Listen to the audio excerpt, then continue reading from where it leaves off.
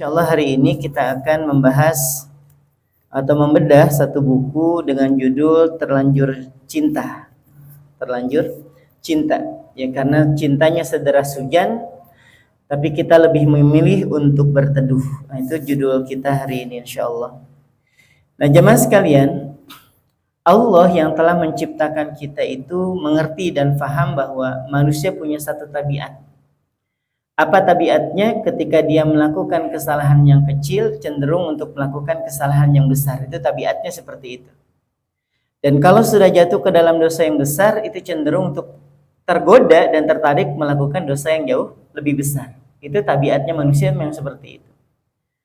Karena kenapa? Karena manusia itu saking sempurnanya dia, bahkan Nabi SAW menyebutkan bahwa manusia itu punya 4 permata kan ya. Punya 4 permata. Bahkan saking sempurnanya manusia, Allah memerintahkan kepada para malaikat dan bangsa jin kala itu untuk memberikan sujud penghormatan kepada Nabi Adam alaihissalam. Dan kita perlu pahami bahwa manusia ini berdiri di antara 2 kutub yang ekstrim. Kutubnya malaikat yang flat dengan ketaatan, dan kutubnya syaitan yang istiqomah dalam keburukan. Istiqomah, bayangin coba ya. Tapi setan itu istiqomahnya dalam keburukan. Nah, kita ini manusia. Kadang kalau baik, kayak malaikat kok, gak main-main. Kayak apa? Kayak malaikat, diajak gibah, istighfar gitu ya. Diajak karaokean langsung sujud taubat misal gitu ya. Tapi kalau sudah jatuh kayak setan memang kelakuannya. Nah, kita ini manusia, kadang kayak malaikat, kadang juga kayak setan. Kita bukan flat, ya memang karena bukan malaikat, gak bisa flat dalam ketaatan, dan kita juga bukan setan yang terus-menerus dalam keburukan. Nah, kita di tengah-tengah ya, tengah-tengah. Dan termasuk Ramadan. Ini kan Ramadan itu kan satu-satunya bulan yang mengkondisikan manusia itu jadi baik, Pak. Jadi cuma di Ramadan itu satu bulan yang mengkondisikan kita menjadi orang yang baik. Di luar Ramadan itu kita ngomong kasar aja biasa. Kita diajak gibah, bukan jangankan ada topik, nggak ada topik aja kita jadi langsung jadi admin labeturah ya kan? Kalau di luar Ramadan. Masuk Ramadan itu kita diajak gibah aja istighfar. Bang, tahu nggak yang kemarin itu? Sudah kita lagi puasa, kan bisa habis maghrib, ya kan? Geser aja waktunya, ya, dari siang ke maghrib. Padahal dosa gibahnya sama aja. Jangan dipikir kalau siang Ramadan pas puasa itu dosanya 100%, kalau sudah buka diskon 30 gitu ya, nggak gitu. Nah, saking baiknya Ramadan mendidik kita, gitu. Bahkan sampai ada kejadiannya 2 tahun yang lalu di Balikpapan nih. Ada ceritanya orang lagi buka bersama di masjid. Nah, biasanya buka bersama di masjid itu kan ada ya makanan biasa lah ya, kayak gorengan dan sebagainya. Nah, bersamaan hari itu ada makan besarnya. Tambah rame masjid, Pak. Tambah rame. Coba di masjid ada buka bersama plus ada makan besarnya. Rame memang itu.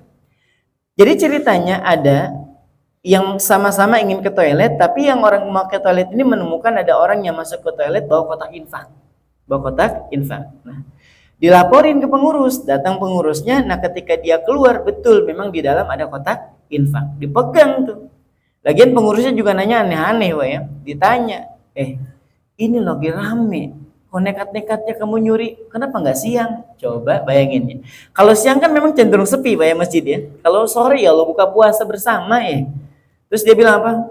Nggak berani, siang saya puasa, Pak, katanya. Coba siang saya puasa. Coba saking baiknya orang tuh.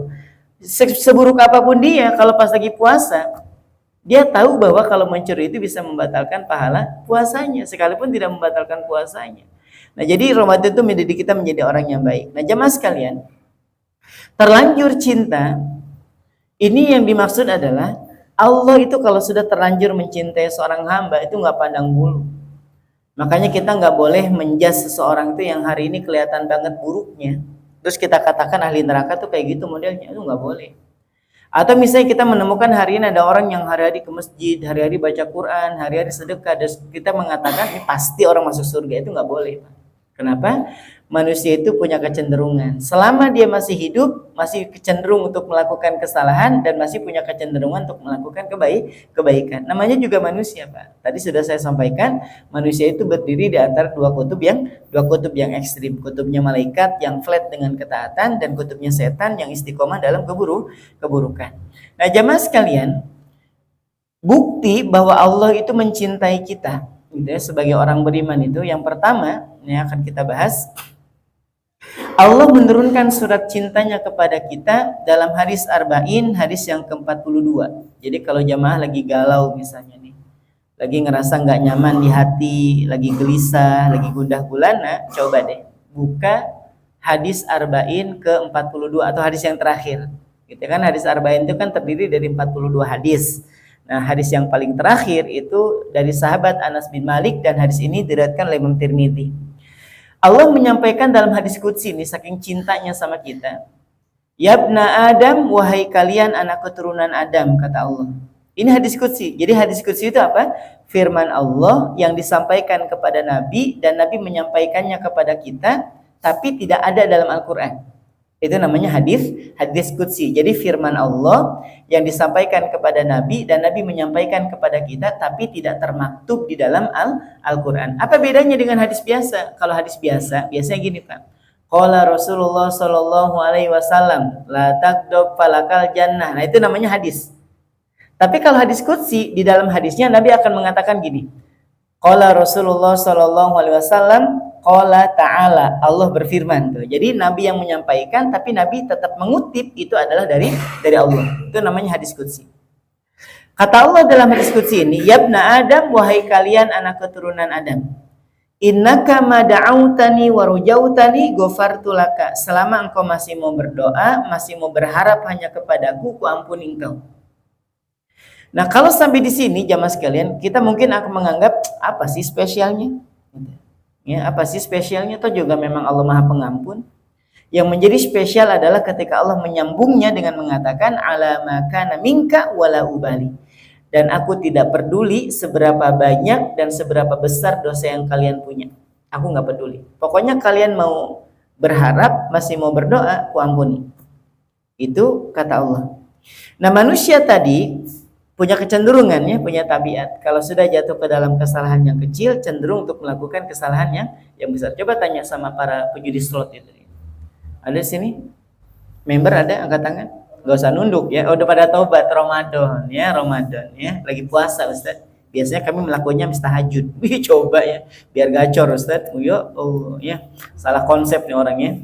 Nah, jamaah sekalian dirahmati Allah, itu nggak ada orang tuh ujuk-ujuk pasang 20 juta, 50 juta, bahkan 100 juta. Bahkan yang seperti tahun-tahun kemarin pernah saya ceritakan, kalau tidak khilaf di sini, ada orang yang bertaruh rumah judi bola. Itu kejadian Balikpapan. Itu yang saya sempat temuin tuh, yang di luar Nurul tuh itu. Rumah dia Balikpapan baru, harga normalnya 4,3 M. Karena yakin bahwa timnya menang, sama lah misalnya Indonesia lawan Italia misalnya. Bapak pegang mana? Jawab Pak, Indonesia lawan Itali misalnya. Bapak pegang mana? Indonesia dong ya kan, pokoknya gaskan ya, pokoknya Indonesia Pak gitu. Nah, jamaah sekalian, seperti gambarannya. Jadi dia yakin bahwa timnya akan menang, ternyata kalah. Taruhannya Pak rumah, kebayang ya, melayang gitu aja Ustaz. Tapi kan bisa sebenarnya Ustaz, ada yang ngomong nih Ustaz, tapi kan bisa Ustaz, kan itu juga nggak ada bukti tertulis dan sebagainya. Buat pejudi itu harga diri lebih diutamakan dibanding dengan kehilangan rumah. Jadi pahami ya. Jadi hati-hati ya mas kalian. Itu nggak mungkin ada orang sampai senekat itu, kecuali dia mulai dengan hal-hal yang sederhana. Misalnya apa? Taruhan rokok dulu, ya kan? Atau taruhan yang kecil ya, cabutan lele itu, nah lele yang cabut, wah dapet, nggak dapet, kayak gitu tuh. Dimulai dari hal yang sederhana, 10 ribuan. Terus yang menang nanti neraktir. Itu hal-hal yang seperti itu dulu. Nanti kalau sudah jadi kebiasaan tuh naik dan seterusnya. Dan Allah menggambarkan, yabna Adam, wahai kalian anak keturunan Adam, lau balagot dunubuka ananas sama, sekiranya dosa kalian tuh ditumpuk, dosa engkau ditumpuk sampai ke langit tumpukannya, kebayang nggak? Kita ngelihat tumpukan sampah aja mual, ya kan? Kita pas lagi lewat nih, di depan kita ada mobil truk bak sampah. Ngelihatnya aja mual, nyiumnya aja mual. Itu baru tumpukan sampah yang nggak seberapa. Bayangin dosa kita Allah tumpuk dan tumpukannya sampai ke langit. Itu rasa-rasanya buat sebagian orang kayak, udahlah gak usah taubat, gak bakal diampuni sudah ini dosa. Kebayang nggak sampai ke muka langit, dosa itu ditumpuk sama Allah. Tapi kata Allah apa? Summastaghfartani, kemudian engkau mau saja mohon ampun, mau kembali, mau istighfar, mau memperbaiki, ghafartu laka, ku ampuni engkau. Jadi seburuk apapun kita, kalau kita mau balik aja, diampuni Pak. Itu baiknya Allah. Ya, baiknya Allah. Saking terlanjur cintanya Allah kepada seorang hambanya sebegitunya gitu loh. Kita cinta sama orang nih, dia melakukan kesalahan sekali, dua kali, tiga kali, tetap kita maafin. Taruhlah kalau misalnya pasang hidup mungkin agak berat, anak itu sudah sampai 10 kali, bahkan hari-hari minta maaf, kita maafin. Itu kita yang sabarnya terbatas, ya kan? Yang maafnya juga kadang pilih-pilih gitu. Itu kita masih bisa memaafkan kepada anak karena saking cintanya kita kepada anak. Nah, Allah kepada kita lebih dari itu. Suatu hari pernah terjadi peperangan, perang Badar, tahu ya? Perang Badar tahu? Yang ketika itu kaum muslimin sekitar 313 orang ya, melawan lebih dari 1000 kaum kafir Quraisy kala itu. Bapak tahu nggak dalam sejarah itu disebutkan, bahkan orang-orang tuh sampai bawa anak loh Pak.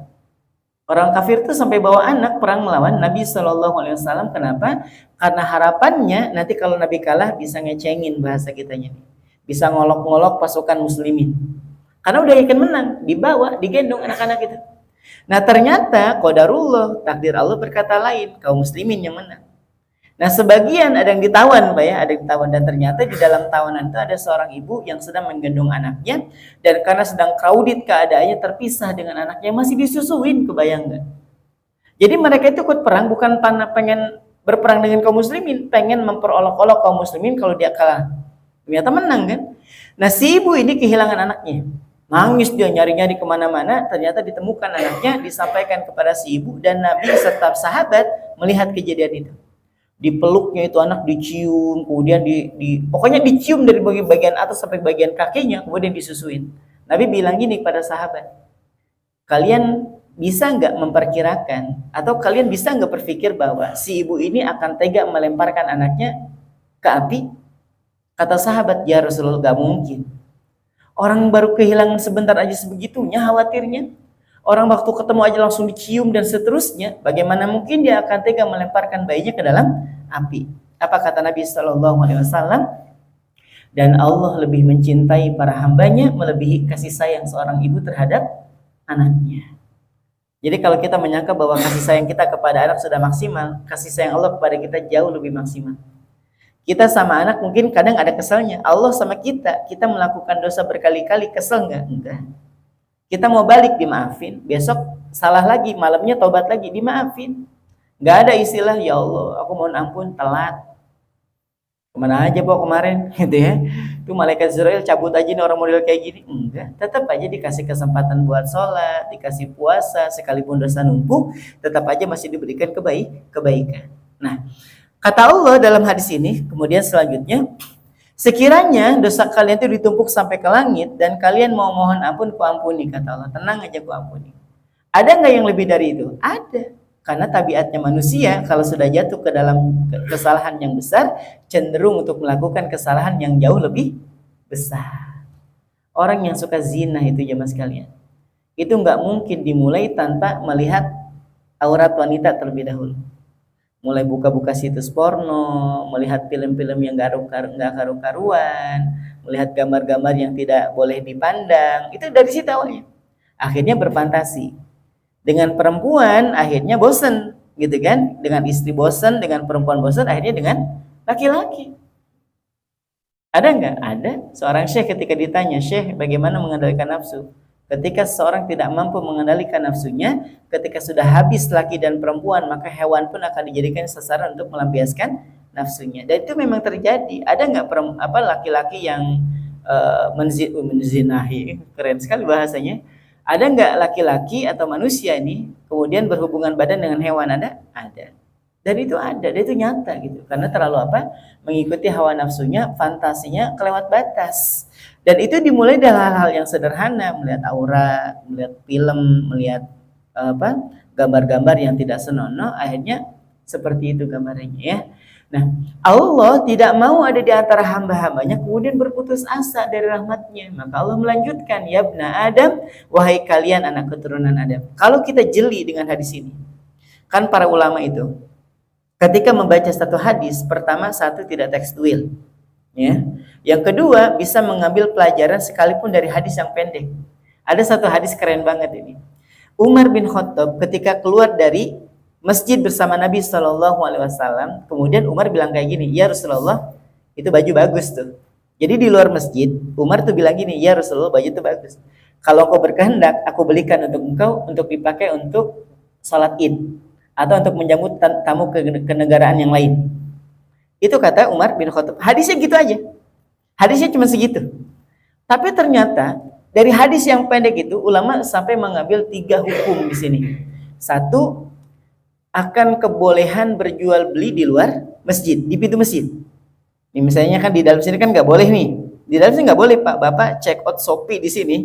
Ini nggak boleh Pak. Check out atau tawar menawar itu nggak boleh dalam sini. Di luar situ tuh, di luar pintu itu boleh. Karena Nabi dalam hadisnya itu Umar dan Nabi itu keluar dari pintu masjid kemudian langsung menunjuk, tuh, wahai Rasul, kalau kau berkehendak aku belikan buat engkau gunakan untuk sholat Id atau untuk menyambut tamu ke negaraan yang lain. Itu ada hadisnya. Tapi yang diambil 1, kebolehan berjualan di mana? Di depan masjid, di depan pintu itu boleh. Yang kedua, jamaah sekalian dirahmati Allah Subhanahu wa taala, hukum tentang apa? Tentang mengenakan baju yang bagus ketika apa? Salat Id. Paham di sini ya? Jadi hukum betapa Nabi itu terbiasa menggunakan baju yang bagus kalau sudah masuk hari raya Idul Fitri ataupun Idul Adha.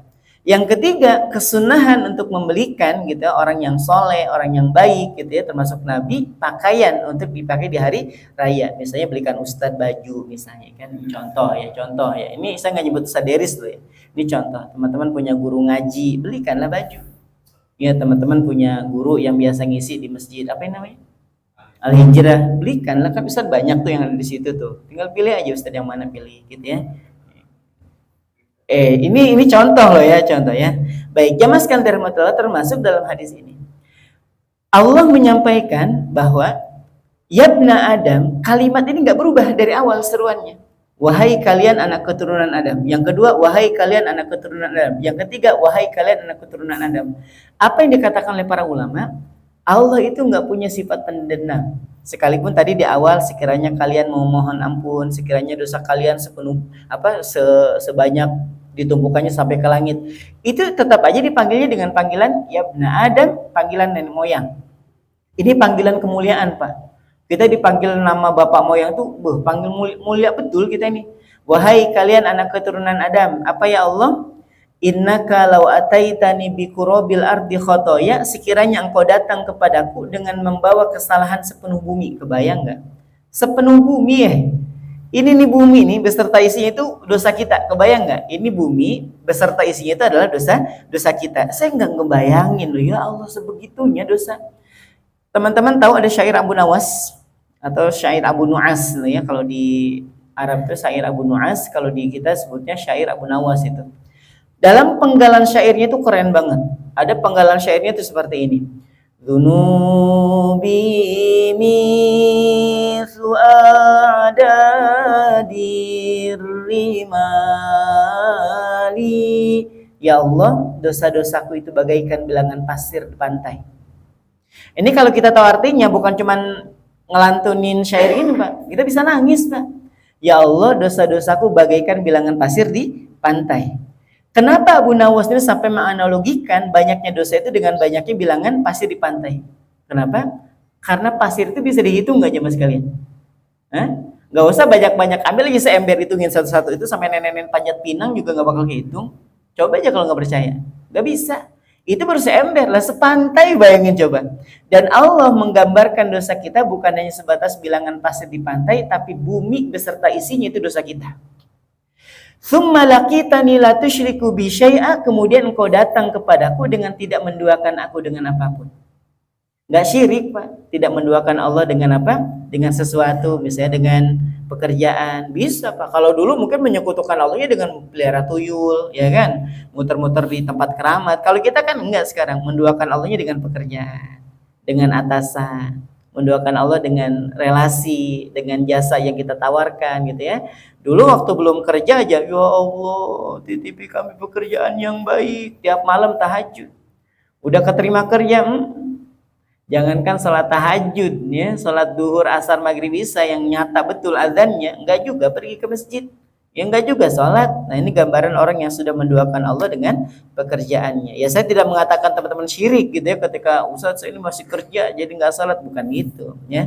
Jadi intinya kita menduakan Allah. Nah kalian kata Allah, selama engkau masih mau berdoa, masih mau berharap, masih mau mohon ampun dan tidak menduakan aku dengan apapun, apa kata Allah? La ataituka biqurabiha magfiratan. Aku kata Allah akan menjemput engkau dengan ampunan sepenuh bumi pula.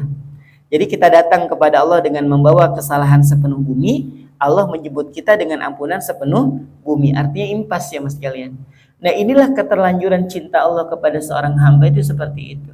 Bahkan jauh sebelum kita berbuat dosa, buat orang beriman, ini tolong dicatat baik-baik supaya kita tidak berputus asa dan supaya kita memiliki pemahaman yang utuh betapa Allah itu sayang betul sama orang beriman. Apa itu? Orang beriman itu dia mau melakukan ketaatan Allah kasih hadiah, mau melakukan kemaksiatan pun tetap Allah kasih hadiah.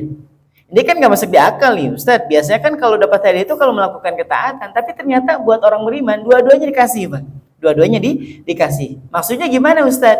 Kalau orang beriman dia melakukan ketaatan, melakukan kebaikan, apapun jenis kebaikannya, Allah kasih hadiah berupa apa? Kebahagiaan di dalam hati. Bapak habis bantuin orang nih, misalnya ya, terus orangnya bilang gini, Pak, makasih Pak ya, Bang, makasih Bang ya. Kita bahagia Pak, bahagia nggak digituin? Bahagia, sekalipun dia nggak ngasih uang ke kita.